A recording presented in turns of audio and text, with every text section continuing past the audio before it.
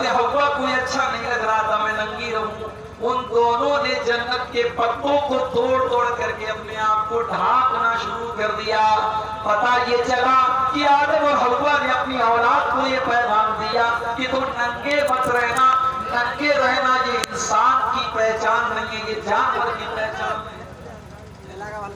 اور آج کے دور میں ننگے رہنا یہ ترقی کی پہچان ہے.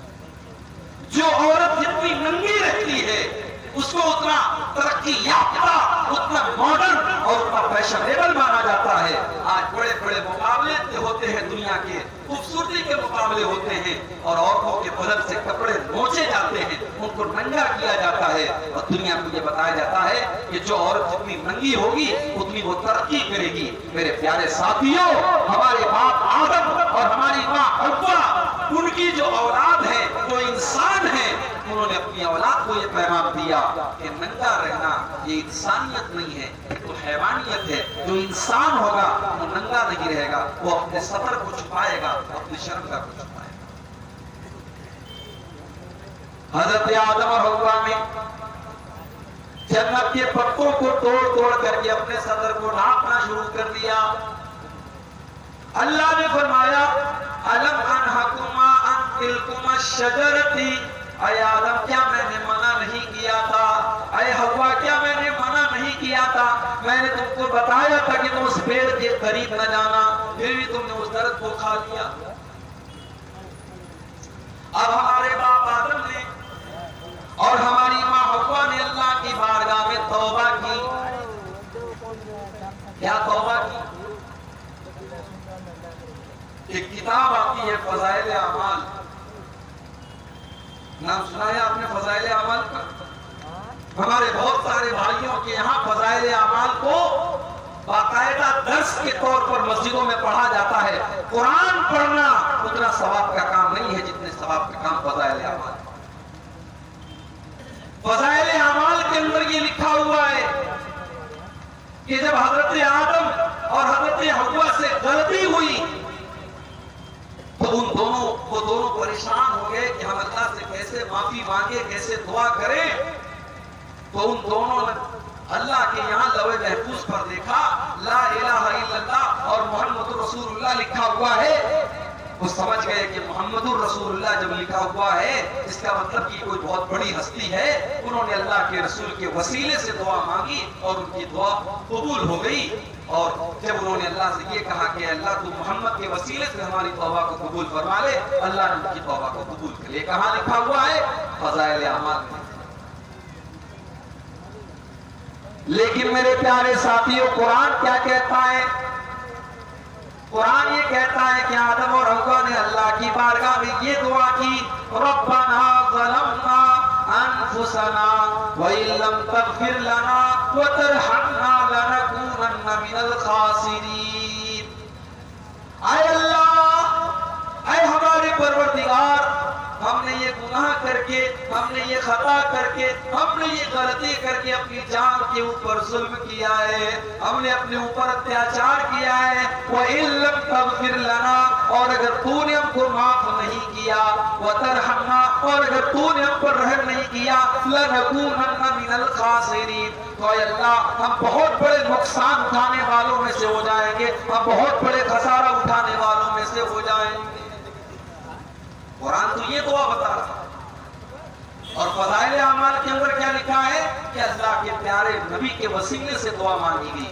اس کا مطلب یہ ہوا کہ وہ رانگ نمبر ہے, وہ غلط نمبر ہے, اور صحیح بات وہ ہے جو قرآن بیان کر رہا ہے کہ حضرت آدم اور حضرت حوا نے اللہ کی بارگاہ میں یہ دعا کی اور اپنی غلطی کا اقرار کیا اور اللہ سے دعا کی کہ اللہ ہم نے اپنی جان پر ظلم کیا ہے اور تو نے اگر معاف نہیں کیا تو کہاں جائیں گے. اللہ نے دونوں کی توبہ کو قبول. ایک طرف حضرت آدم سے غلطی ہوئی, انہوں نے توبہ کی, انہوں نے اللہ سے معافی مانگی, اور جب ابلیس سے غلطی ہوئی, ابلیس نے جب گناہ کیا, ابلیس نے جب اللہ کے حکم کے باوجود حضرت آدم کو سجدہ نہیں کیا اور اللہ نے پوچھا کہ تو نے آدم کو سجدہ کیوں نہیں کیا, تو ابلیس نے معافی نہیں مانگی, ابلیس نے توبہ نہیں کی. ابلیس نے کیا کہا؟ انا خیر منہ, قال انا خير منه خلقتني من نار وخلقته من طين. ابلیس نے کہا اے اللہ میں آدم کو سجدہ نہیں کر سکتا، میں تو آدم سے بہتر ہوں. آدم کو تو نے مٹی سے پیدا کیا ہے، مجھے آگ سے پیدا کیا ہے. آگ سے پیدا ہونے والی چیز مٹی سے پیدا ہونے والی چیز کو سجدہ کیوں کرے گی؟ اے اللہ میں آدم کو سجدہ نہیں کر سکتا. اللہ نے فرمایا ما لک ان تتکبر فیہا، تو تکبر کر رہا ہے، تو اہنکار کر رہا ہے، تو گھمنڈ کر رہا ہے. تو جنت میں رہ کر کے تکبر نہیں کر سکتا، تو اللہ کی بارگاہ میں رہ کر کے تکبر نہیں کر سکتا. فاخرج منہا، تو نکل جا ہماری بارگاہ سے، تو نکل جا جنت سے.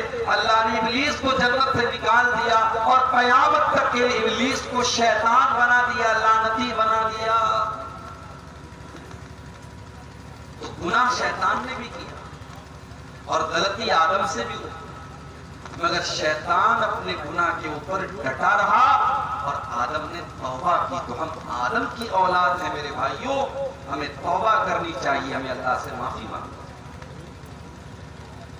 اسی لیے اللہ کے پیارے نبی فرماتے ہیں کل بنی آدم خطاء، تمام آدم کی اولاد غلطی کرتی ہے، آدم کی تمام اولاد سے غلطی ہوتی ہے. وَخَيْرُ الْخَطَّائِينَ التَّوَّابُونَ، اور آدم کی سب سے بہترین اولاد وہ ہے جو توبہ کر لے، جو اللہ سے معافی مانگ لے. وہ میرے نوجوان ساتھیوں، رات کو 2-2 بجے تک موبائل میں لگے رہنے والے میرے بھائیوں، میری نوجوان بہنوں، موبائل کے اوپر لگی رہنے والی میری بہنوں میرے بھائیوں، اللہ کی بارگاہ میں توبہ کیا کرو. کچھ ایسا ٹائم فکس کر لو، کچھ ایسا وقت اللہ کی بارگاہ میں نکالو جب ہم ہوں اور اللہ کی ذات ہو اور ہماری آنکھوں سے آنسو نکل رہے ہوں، ہم اللہ کی بارگاہ میں اللہ سے معافی مانگے. اگر ہم سچے دل سے معافی مانگیں گے اللہ معاف کر دے گا. کہتے ہیں نا صبح کا بھولا شام کو لوٹ آئے تو اسے بھولا نہیں کہتے. اللہ کی بارگاہ میں جو سچی توبہ کر لے اللہ اس کی توبہ کو فوراً قبول کر لیتا ہے. اللہ کے پیارے نبی فرماتے ہیں التائب من الذنب کمن لا ذنب له، جو گناہ سے توبہ کر لیتا ہے، جو اللہ سے معافی مانگ لیتا ہے، وہ اس کی طرح ہو جاتا ہے جس نے کبھی گناہ ہی نہیں کیا. کل تک شراب پیتا تھا، کل تک زنا کرتا تھا، کل تک حرام کھاتا تھا، آج اللہ سے سچی توبہ کر لیتا ہے، اللہ اس کو بالکل معاف کر دیتا ہے. جیسے ہمارے کپڑے پہ کوئی داغ لگا، اب اس کو ڈیٹرجنٹ لگا کے واشنگ مشین میں ہم رگڑ رگڑ کے دھو دیں، تب بھی داغ کا کچھ نہ کچھ اثر تو باقی رہ جاتا ہے. مگر جو سچے دل سے توبہ کر لیتا ہے، اللہ کے پیارے نبی کہتے ہیں کہ اس داغ کا کوئی اثر بھی اس کے اوپر باقی نہیں رہتا ہے. اللہ تبارک و تعالیٰ اس کو بالکل بے داغ کر. تو سچی توبہ کرو اللہ کی بات. اللہ نے فرمایا وَسَارِعُوا إِلَىٰ مَغْفِرَةٍ مِّن رَّبِّكُمْ، میرے بندو تم اللہ کی معافی، اللہ سے معافی مانگا کرو، اللہ سے بخشش مانگا کرو، اللہ سے استغفار کیا کرو. وَجَنَّةٍ عَرْضُهَا السَّمَاوَاتُ وَالْأَرْضُ، اور میرے بندو تم جنت کے لیے دوڑ دھوپ کیا کرو، تم جنت کے لیے محنت کیا کرو. آج انسان اپنی روزی روٹی کے لیے کتنی محنت کرتا ہے، صبح سے لے کے شام تک انسان محنت کرتا ہے، خون پسینہ ایک کرتا ہے. کس کے لیے؟ دنیا کے لیے، دنیا کی دولت کے لیے، دنیا کے گھر مکان کے لیے، بزنس کے لیے، کاروبار کے لیے. اللہ تعالیٰ کہہ رہا ہے وَجَنَّةٍ عَرْضُهَا السَّمَاوَاتُ وَالْأَرْضُ، میرے بندو تم دوڑ دھوپ کیا کرو جنت کے لیے، تم کمپٹیشن کیا کرو جنت کے لیے. جو جنت کائنات سے بہتر ہے، جو زمین و آسمان سے لمبی چوڑی ہے، جو زمین و آسمان سے بہتر ہے. آج دنیا کی عورتیں جنت کی عورتوں کے سامنے کوڑا ہے. دنیا کے پھل فروٹ جنت کے پھل فروٹ کے آگے کوڑا ہے میرے پاس. دنیا کی تمام نعمتیں مل کر کے جنت کی کسی ایک نعمت کے برابر نہیں ہو سکتی ہیں. جنت کی نعمت کا تو یہ حال ہوگا. اللہ کے پیارے نبی فرماتے ہیں، صحیح مسلم کی روایت ہے کہ وہ انسان جو ساری زندگی مصیبت میں تھا، پریشانی میں تھا، بیماری میں تھا، اس انسان کو کل قیامت کے دن اللہ تعالیٰ تھوڑی دیر کے لیے جنت میں ڈالے گا، تھوڑی دیر کے لیے اللہ تعالیٰ جنت میں ڈالے گا، اور جنت سے نکالنے کے بعد اللہ پوچھے گا، اے میرے بندے، ہل رأیت شرًا قط، کیا تم نے کبھی اپنی زندگی میں کوئی مصیبت دیکھی ہے، کوئی پریشانی دیکھی ہے، کوئی دکھ دیکھا ہے، کوئی تکلیف دیکھی ہے؟ وہ بندہ جو ساری زندگی پریشانیوں میں تھا، مصیبتوں میں تھا، بیماریوں میں تھا، تکلیفوں میں تھا، وہ بندہ کہے گا ما رأیت شرًا قط، اے اللہ میں نے اپنی زندگی میں کبھی کوئی دکھ نہیں دیکھا، کبھی کوئی پریشانی نہیں دیکھی۔ پچھلے سال میرا پروگرام تھا ہمارے یو پی کے اندر ایک جگہ پڑتے الہ آباد، الہ آباد ایک جگہ ہے یو پی کے اندر، اس کا نام اب بدل کر کے پریاگ راج رکھ دیا گیا۔ وہاں پر ایک نوجوان لڑکا، اس کا نام تھا محمد محسن، ڈاکٹر تھا وہ لڑکا میرے پاس مجھ سے ملنے کے لیے آیا، خوبصورت نوجوان لڑکا تھا، فیس بک کے اوپر اس کی آئی ڈی دی، مجھ سے دعا سلام ہوئی، حال چال ہوئی، باتیں ہوئی، اس نے میرا موبائل نمبر بھی لیا، اور آج میں فیس بک کھول کر کے کیا دیکھ رہا ہوں کہ 3-4 دن سے وہ لڑکا بیمار تھا، اس کو ڈینگو ہوا تھا، کل اس کا انتقال۔ نوجوان لڑکا 20 سے 25 سال کی عمر ہے میرے بھائیوں، دیندار ہے، بااخلاق ہے، ملنسار ہے، ایک بیماری آتی ہے اور ایک جھٹکے میں اس کو لے کے چل جاتی ہے۔ سب ٹھاٹ پڑا رہ جائے گا جب لاد چلے گا بنجارا۔ میرے پیارے ساتھیوں، موت کا فرشتہ کبھی بھی ہمارے پاس آ سکتا ہے، وہ یہ پوچھ کر کے نہیں آئے گا کہ عبدالغفار صاحب آپ کے گھر والوں کو آپ کی ضرورت ہے، آپ کے بچوں کو آپ کی ضرورت ہے، آپ کی بیوی کو آپ کی ضرورت ہے۔ وہ یہ بھی نہیں پوچھنے آئے گا کہ ابھی آپ کو تو دنیا کے لیے بہت کچھ کرنا ہے، ابھی آپ کی عمر ہی کیا ہے، موت تو اپنے ٹائم پر آ جائے گی، اور جب موت آئے گی تو پھر آپ کو نیکی کرنے کا موقع نہیں ملے گا، پھر توبہ کرنے کا موقع نہیں ملے گا، پھر سدھرنے کا موقع نہیں ملے گا۔ او نماز سے دور میرے ساتھیو، نماز کی پابندی شروع کر دو اس کے پہلے کی موت کا فرشتہ آپ کے پاس آ جائے۔ وہ حرام کام میں ڈوبے میرے بھائیو، حرام طریقے چھوڑ دو، اللہ کے دین کی طرف آ جاؤ اس کے پہلے کی موت کا فرشتہ آپ کے پاس آ جائے۔ اللہ نے فرمایا حتی اذا جاء احدهم الموت قال رب ارجعون، جب موت کا فرشتہ آتا ہے، جب موت کا ٹائم آتا ہے، تو انسان یہ کہتا ہے کہ اے اللہ مجھے ایک چانس اور دے، ایک ٹائم اور، ایک بار دنیا میں اور بھیج۔ قال رب ارجعون، اے اللہ ایک موقع تو مجھے اور دے دے، اس لیے نہیں کہ مجھے اپنی لڑکی کی شادی کرنی ہے، اس لیے نہیں کہ مجھے اپنا مکان بنانا ہے، اس لیے نہیں کہ مجھے اپنا بزنس سیٹ اپ کرنا ہے، اس لیے نہیں کہ مجھے گورنمنٹ جاب کرنی ہے، لعلی اعمل صالحا، اے اللہ مجھے موت کا اندازہ نہیں تھا، میں نے ساری زندگی گناہ کیا ہے، میں نے نافرمانی کیا ہے، میں نے تجھ کو ناراض کیا ہے، اے اللہ تو ایک چانس اور مجھے دے دے، لعلی اعمل صالحا، میں وعدہ کرتا ہوں میں نیک عمل کروں گا، میں تجھے راضی کرنے والا عمل کروں گا، میں ایسا عمل کروں گا جس سے تو راضی ہو جائے۔ یہ کب کہے گا انسان؟ موت کو دیکھنے کے بعد۔ اللہ فرمائے گا کلا، ایسا کبھی نہیں ہو سکتا، انہا کلمۃ ہوا قائلھا، اے میرے بندے یہ تو بس تیرے منہ سے نکلنے والی ایک بات ہے، تو آج کہہ رہا ہے اگر ہم تجھے دوبارہ دنیا میں ڈال دیں گے پھر تو وہی کام کرے گا. یہ تو بس تو بات ہی بات کر رہا ہے. وَمِن وَرَائِهِمْ بَرْزَخٌ إِلَىٰ يَوْمِ يُبْعَثُونَ. اور اے میرے بندے اب تیرے پاس موت کا ٹائم آ چکا ہے. اب تو تجھے برزخ میں جانا ہے, اب تو تجھے قبر میں جانا ہے. اب تجھے دنیا کی کوئی طاقت روک نہیں سکتی ہے. موت وہ چیز ہے میرے بھائی. آج تو ہم اور آپ اتنے کٹور دل ہو چکے ہیں کہ قبروں کو دیکھ کر کے اور موت کو دیکھ کر کے بھی ہمارے رونگٹے کھڑے نہیں ہوتے. ہمیں موت یاد نہیں آتی. قبرستان میں بیٹھ کر کے لوگ جوا کھیلتے ہیں, قبرستان میں بیٹھ کر کے لوگ شراب پیتے ہیں, قبرستان میں بیٹھ کر کے لوگ حرام کام کرتے ہیں. اتنا سخت دل ہو چکا ہے. ارے قبرستان تو وہ جگہ ہے جہاں پر ہمارے باپ دادا دفن ہیں, ہمارے مردے دفن ہیں. اور قبرستان وہ جگہ ہے جہاں دیکھ کر کے ہم کو موت یاد آنی چاہیے.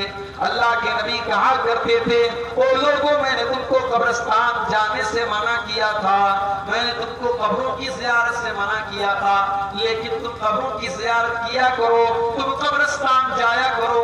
فَإِنَّهَا تُذَكِّرُكُمُ الْآخِرَةَ. اس لیے کہ قبرستان جانے سے موت کی یاد آتی ہے, آخرت کی یاد آتی ہے. ابن ماجہ کی روایت ہے, ایک انصاری صحابی کا جنازہ ہے, جنازے کو قبر میں اتارا جا رہا ہے. اللہ کے نبی ایک سائیڈ میں بیٹھے ہوئے ہیں, آپ کے صحابہ بھی آپ کے ساتھ بیٹھے ہوئے ہیں. اللہ کے نبی بالکل خاموش ہیں, صحابہ بھی بالکل خاموش ہیں, اور جنازے کو قبر میں اتارا جا رہا ہے. اللہ کے نبی کی آنکھوں سے آنسو بہنے لگتے ہیں, اللہ کے نبی رونے لگتے ہیں, اور اتنا روتے ہیں اتنا روتے ہیں حتی بلت ثرا, آپ کے آنسو سے وہاں کی زمین تر ہو جاتی ہے, وہاں کی زمین بھیگ جاتی ہے. اور آپ یہ فرماتے ہیں لمثل ھذا فاعدوا یا اخوانی, اے میرے صحابہ اس قبر میں تم کو جانا ہے, اس قبر کی تم تیاری کرو, یہاں تم سب کو آنا ہے, اس جگہ کی تم تیاری کر لو. قبر میں کیا کام ہے ہمارے پاس؟ ہمارے بچے تو ہمارے کام نہیں آئے, ہماری بیوی تو ہمارے کام نہیں آئے, ہماری دولت ہمارا مال ہمارے کام نہیں آئے. وہاں اگر کام آئے گا ہمارے اعمال کام آئیں گے, ہماری نیکیاں کام آئیں گی. ہم نے اللہ کی بارگاہ میں اگر توبہ کیا ہے تو ہماری توبہ کرو. عثمان غنی رضی اللہ تعالیٰ جب کسی قبر کے پاس سے گزرتے تھے زاروں قطار رونے لگتے تھے, آنکھوں سے آنسو بہنے لگتے تھے. کسی نے پوچھا اے عثمان غنی, جنت کی بات ہوتی ہے تو آپ روتے نہیں ہیں, جہنم کی بات آتی ہے تو آپ روتے نہیں ہیں, لیکن اب آپ جب آپ کسی قبر کے پاس سے گزرتے ہیں تو رونے لگتے ہیں, کیا بات ہے؟ عثمان غنی کہتے ہیں او لوگوں, میں نے اپنے پیارے نبی کو یہ فرماتے ہوئے سنا ہے ان القبر اول منزل من منازل الاخرہ, بے شک یہ قبر آخرت کی پہلی منزل ہے, جس نے اس منزل کو پار کر لیا اس کے لیے آگے کی منزلیں آسان ہیں. میرے پیارے ساتھی, آج بڑے بڑے علماء دنیا سے جا رہے ہیں, جو اللہ کے نیک بندے جن کی دنیا کو ضرورت ہے آج وہ دنیا سے جا رہے ہیں. آپ کے بہار کی سرزمین کے مدھوبنی کے رہنے والے علامہ عزیر شمس رحمۃ اللہ علیہ, جو آپ کے اسی بہار کے سپوت تھے, ہمارے بنارس سے جامعہ سلفیہ سے انہوں نے تعلیم حاصل کی اور پوری زندگی مکہ مکرمہ میں رہے اور وہیں دین کی خدمت کرتے رہے. بہت بڑی بڑی کتابیں لکھی, آج وہ بھی اللہ کے پیارے ہو گئے. آج بڑے بڑے علماء دنیا سے جا رہے ہیں. میرے پیارے ساتھیوں, وہ لوگ تو اللہ کے نیک بندے تھے, ہمارا اور آپ کا کیا حال ہوگا؟ ہماری اور آپ کی زندگی تو گناہوں میں گزر رہی ہے, اللہ کی نافرمانیوں میں گزر رہی ہے, غلط کاموں میں گزر رہی ہے. میرے پیارے ساتھیوں, اس سے پہلے کہ موت کا فرشتہ ہمارے پاس آئے, ہم موت کے بعد کی تیاری کر لیں. اللہ کے نبی سے پوچھا گیا, اے اللہ کے نبی, سب سے افضل مومن کون ہے؟ افضل کا مطلب سروتم, سروشریشٹھ, سب سے اچھا. اللہ کے پیارے نبی سے پوچھا گیا کہ سب سے بہترین مسلمان کون ہے؟ آپ نے فرمایا احسن خلقا, جس کا اخلاق سب سے اچھا ہو، جس کا ویوہار سب سے اچھا ہو، جس کی بات چیت سب سے اچھی ہو، جو سب سے اچھے طریقے سے ملتا جلتا ہو، جس کا بیہیویئر سب سے اچھا ہو۔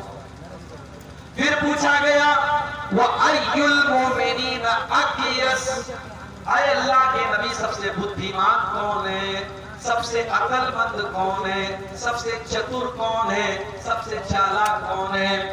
اللہ کے پیارے نبی نے فرمایا اکثرهم ذکرا للموت واستعدادا لما بعده، سب سے زیادہ موت کو یاد کرنے والا اور موت کے بعد کی زندگی کی تیاری کرنے والا۔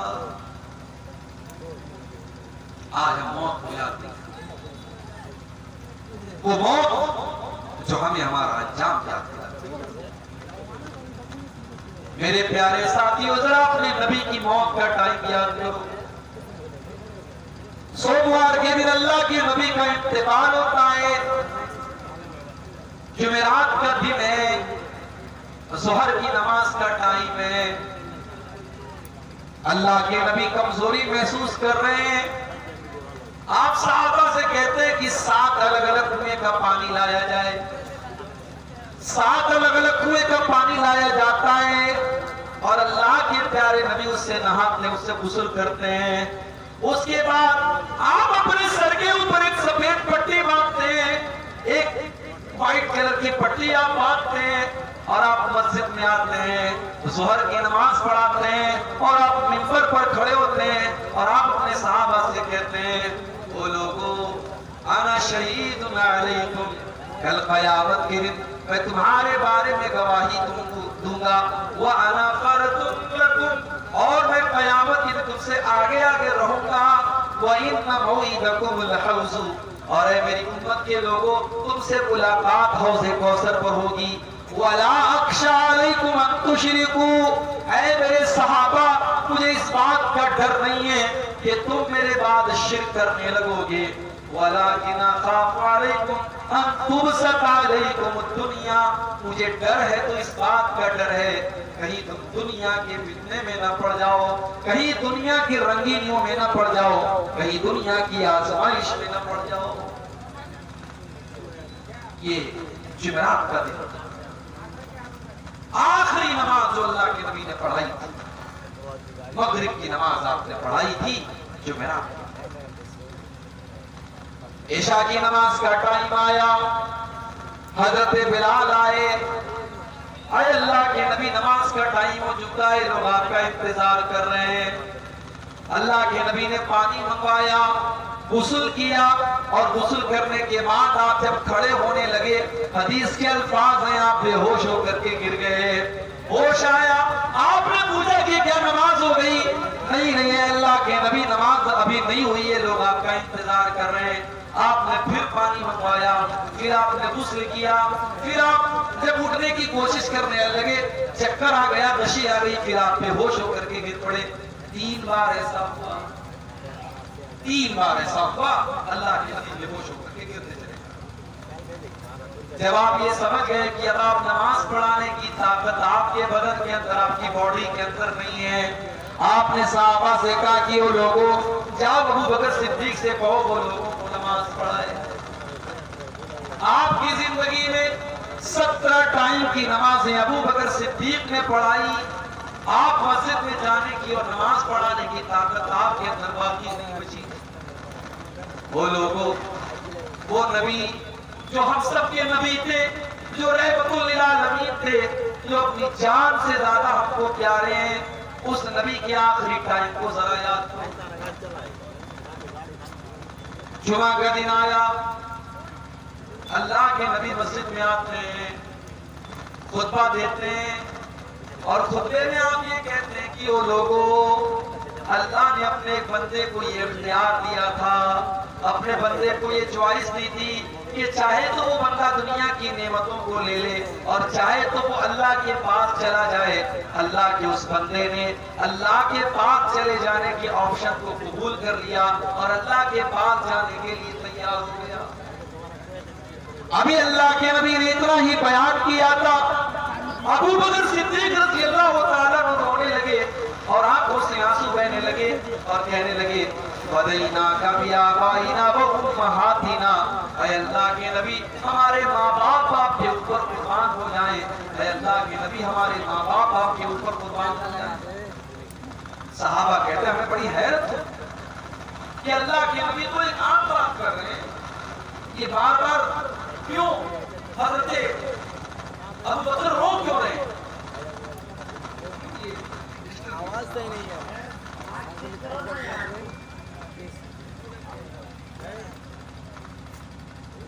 حضرت ابو بکر رو کیوں رہے ہیں؟ کیا بات ہے؟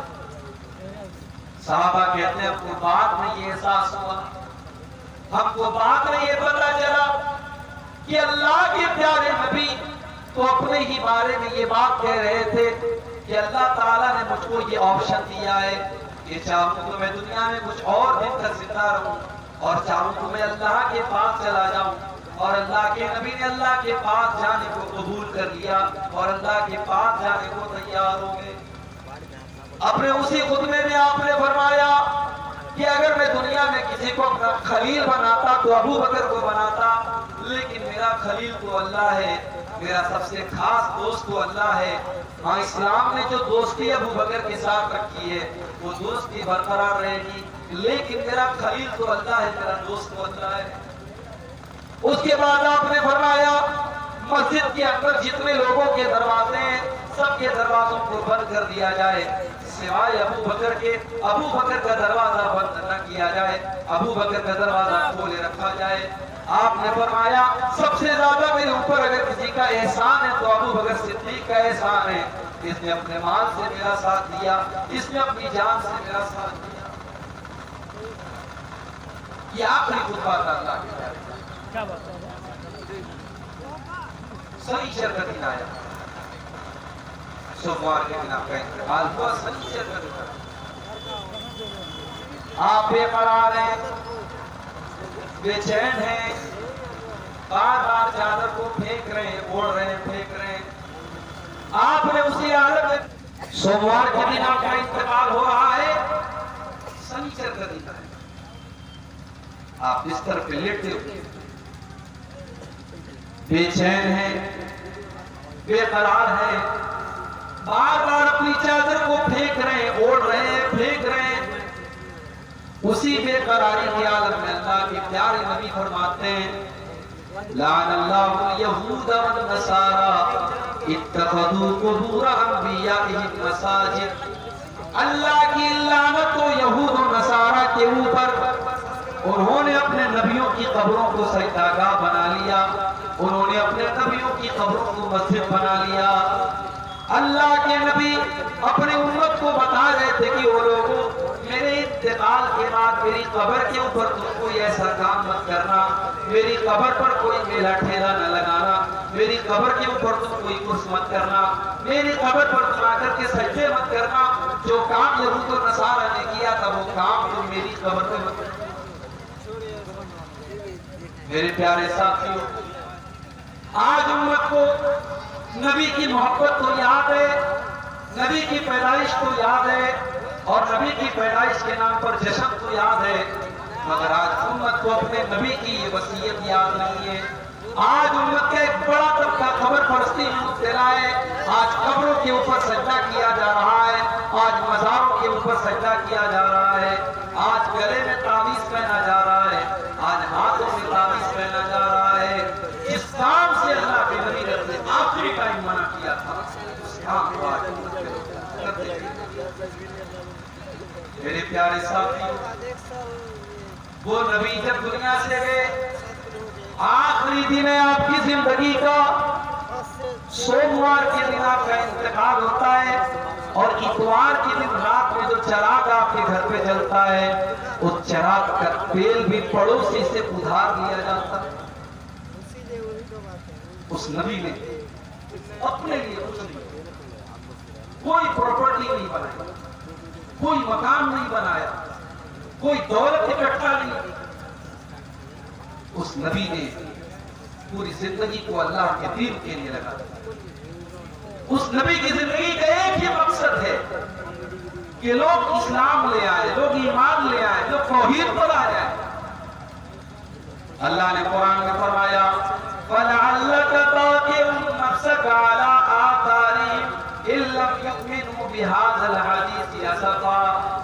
نبی اگر یہ لوگ ایمان نہیں لاتے تو کیا آپ اپنی جان دے دیں گے؟ آپ اپنی جان کو جوخم میں ڈال دیں گے؟ کیا آپ اپنی جان دے دیں گے؟ آپ لوگوں کی ایمان لانے کی اتنی چنتا کیوں کرتے ہیں؟ میرے پیارے ساتھیوں، نماز کی حالت میں اللہ کے نبی کے گلے میں عقبہ نبی محیط آتا ہے اور چادر ڈال کر کے آپ کا گلا دبانے کی کوشش کرتا ہے۔ ابو بکر صدیق آتے ہیں اور اپنے نبی کی جان بچاتے ہیں اور کہتے ہیں اتقتلون رجلا ان یقول ربی اللہ، کہ او لوگوں کیا تم اللہ کے نبی کو صرف اس لیے قتل کر دینا چاہتے ہو کہ وہ اللہ کو اپنا رب کہتے ہیں، وہ اللہ کو اپنا رب کہتے ہیں، اس اپرادھ میں اور اس جرم میں تم ہم کو قتل کر دینا چاہتے ہو؟ وہ لوگوں تم اتنے بڑے ظالم کیوں؟ اللہ کے نبی نماز پڑھ رہے ہیں، ایک ظالم آتا ہے اور آپ کے اوپر اونٹنے کی اوجھڑی لا کے رکھ دیتا ہے، اونٹنے کی گندگی اور اونٹنے کی بچہ دانی لا کے رکھ دیتا ہے۔ اللہ کے نبی سجدے سے سر نہیں اٹھا پا رہے ہیں اور اللہ کا کوئی بندہ آتا ہے اور جب اس اوجھڑے کو ہٹاتا ہے تب اللہ کے نبی سجدے سے سر اٹھاتے ہیں۔ کتنی تکلیفیں سہی اس نبی، اور آج اس نبی کا آخری ٹائم ہے، اس نبی کے انتقال کا سوموار کا دن آتا ہے، فجر کی نماز کا ٹائم ہے، اللہ کے پیارے نبی اپنے کمرے کا پردہ ہٹاتے ہیں، سامنے ابو بکر صدیق نماز پڑھا رہے ہیں، صحابہ کرام پیچھے نماز پڑھ رہے ہیں۔ اللہ کے نبی اپنے حجرے کے دروازے سے یہ منظر دیکھتے ہیں، آپ کے چہرے پر مسکراہٹ آ جاتی ہے، آپ ہنسنے لگتے ہیں۔ صحابہ کرام نماز کی حالت میں محسوس کر لیتے ہیں کہ اللہ کے نبی اپنے کمرے کے دروازے پر کھڑے ہیں۔ صحابہ کہتے ہیں ہم کو یہ ڈر ہوا کہ کہیں ہماری نماز نہ خراب ہو جائے اور کہیں ہم نماز کو بیچ میں سے چھوڑ کے نہ بھاگ جائیں، اور ابو بکر صدیق رضی اللہ تعالیٰ عنہ بھی پیچھے ہٹنے لگے۔ اللہ کے نبی نے اشارہ کیا کہ اے ابو بکر تم نماز کو کنٹینیو رکھو، تم نماز کو جاری رکھو، اور آپ نے پردہ گرا دیا اور آپ نے پردے کو دوبارہ اپنی جگہ کر دیا۔ صحابہ کہتے ہیں کہ یہ آخری منظر تھا جو اللہ کے نبی نے اپنے صحابہ کا دیدار کیا۔ نبی خوش ہو گئے، نبی کے چہرے پر مسکراہٹ آ گئی کہ میری امت میرے باپ کی نماز پڑھ رہی ہے، نماز نہیں چھوٹی ہے، نماز جاری ہے۔ آج امت کو اپنے نبی کی، نبی کو جس چیز کی اتنی فکر تھی نماز، آج امت کو نماز کی بھی فکر ہے۔ رات رات بھر تقریریں سننے والے فجر کی نماز میں غائب ہو جاتے ہیں۔ گاؤں میں جلسہ ہو رہا ہے، جلسے میں ہزاروں کی پبلک ہے، مسجد میں چلے جاؤ تو 8-10 لوگ مشکل سے نماز میں ملتے ہیں۔ میرے پیارے ساتھیوں، آج تم نبی سے محبت کا دعویٰ کرتے ہو، نبی سے پیار کا دعویٰ کرتے ہو، اس نبی کو تو نماز سے اتنی محبت تھی، اتنی محبت تھی کہ وہ نبی کہا کرتے تھے جعلت قرۃ عینی فی الصلاۃ، نماز میری آنکھوں کی ٹھنڈک ہے، نماز میرے دل کا سکون ہے۔ جب اللہ کے نبی ٹینشن میں ہوتے تھے، پریشانی میں ہوتے تھے، حضرت بلال سے کہتے تھے یا بلال ارحنا بالصلاۃ، اے بلال تم جلدی سے اذان دے دو اور جلدی سے نماز کھڑی ہو جائے تاکہ میرے دل کو سکون مل جائے۔ میرے نبی کو نماز سے سکون ملا کرتا تھا۔ اللہ کے نبی جلدی کسی کے اوپر بتوا نہیں کرتے تھے، مگر جب آپ کی ایک مرتبہ عصر کی نماز قضا ہو گئی، دشمنوں سے لڑائی چل رہی تھی، جنگ خندق کا موقع تھا اور لڑائی کے دوران آپ کی عصر کی نماز قضا ہو گئی، سورج ڈوب گیا، عصر کی نماز قضا ہو گئی تو اللہ کے نبی کے منہ سے بددعا نکل گئی۔ آپ نے فرمایا ملأ اللہ بیوتہم وقبورہم نارا، اے اللہ ان کے گھروں کو تو جہنم کی آگ سے بھر دے، ان کی قبروں کو تو جہنم کی آگ سے بھر دے، شغلونا عن الصلاۃ الوسطیٰ، اے اللہ ان کی وجہ سے ہماری عصر کی نماز چھوٹ گئی۔ اتنی فکر تھی اللہ کے نبی۔ آج ہم نماز نہیں پڑھتے، کیوں صاحب؟ ارے کام بہت ہے، کوئی بزنس کر رہا ہے، کوئی نوکری کر رہا ہے، کوئی جاب کر رہا ہے، کوئی کالج میں جا رہا ہے۔ میرے پیارے ساتھیوں، آپ اللہ تعالیٰ کو کیا منہ دکھاؤ گے؟ اللہ جب پوچھے گا میرے بندے تو 24 گھنٹے میں 5 بار میرے آگے ماتھا جھکانے کو بھی تیار نہیں تھا، میرے آگے سر جھکانے کو تیار نہیں تھا، تو اللہ اکبر کہہ کر میرے آگے نماز پڑھنے کو تیار نہیں تھا۔ میرے پیارے ساتھیوں، اللہ کو کیا منہ دکھائیں گے؟ یہ نماز نبی کی آنکھوں کی ٹھنڈک تھی، اور اپنے آخری ٹائم بھی اللہ کے نبی نے نماز کی تلقین کی اور نماز پڑھنے پر لوگوں کو ابھارا۔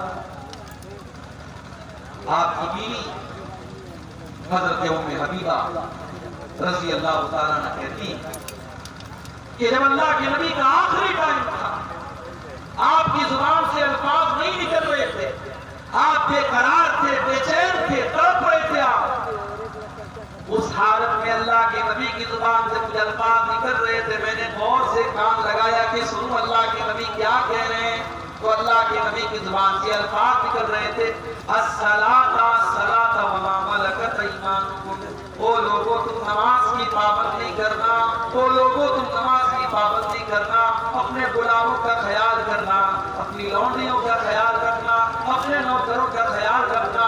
آخری ٹائم بھی اللہ کے نبی کو نماز کی چنتا ہے، نماز کی فکر ہے۔ اور آگے بڑھیے، سوموار کا دن ہے، آج آپ کی زندگی کا آخری دن ہے، آپ حضرت عائشہ کی گود میں سر رکھ کر کے لیٹے ہوئے ہیں، حضرت عبدالرحمن ابن ابو بکر آتے ہیں، ان کے ہاتھوں میں مسواک ہے، اللہ کے پیارے نبی کی نظر مسواک کے اوپر پڑ جاتی ہے، آپ اما عائشہ کو اشارہ کرتے ہیں، اما عائشہ سمجھ جاتی ہے کہ آپ مسواک کرنا چاہتے ہیں، اما عائشہ مسواک کو لے لیتی ہیں اور اپنے دانتوں سے مسواک کو نرم کرتی ہے، اور وہ مسواک اللہ کے نبی کو ہاتھ کے ہاتھوں میں دے دیتی ہے۔ اللہ کے آخری نبی مسواک کرتے ہیں اور بڑے بہترین طریقے سے آپ مسواک کرتے ہیں، اور اما عائشہ کا لعاب، اما عائشہ کا تھوک اللہ کے نبی کے تھوک کے ساتھ اس طریقے سے مل جاتا ہے۔ اور اس سے علماء نے یہ مسئلہ بھی نکالا ہے کہ جب کسی کو یہ احساس ہو جائے کہ اس کا آخری ٹائم ہے تو وہ مسواک کر لے، وہ اپنا منہ صاف کر لے، تاکہ اللہ تعالیٰ کے اس حال میں جائے کہ اس کا منہ صاف ہو۔ آپ نے مسواک کرنے کے بعد آپ کے اوپر موت کی سختیاں آنے، آپ کی پیشانی پر پسینے کی بوندیں چمکنے لگی، آپ کے اوپر تکلیف کے آثار نظر آنے لگے، آپ بے چین ہونے لگے۔ آپ کے بغل میں ایک پیالہ رکھا ہوا تھا، پیالے میں پانی تھا، آپ بار بار پانی اپنے چہرے پر ڈالتے تھے اور کہتے تھے اللہم اعنی علی سکرات الموت، اللہم اعنی علی سکرات الموت، اے اللہ تو موت کی سختیوں پر میری مدد فرما، اے اللہ تو موت کی سختیوں پر میری مدد فرما۔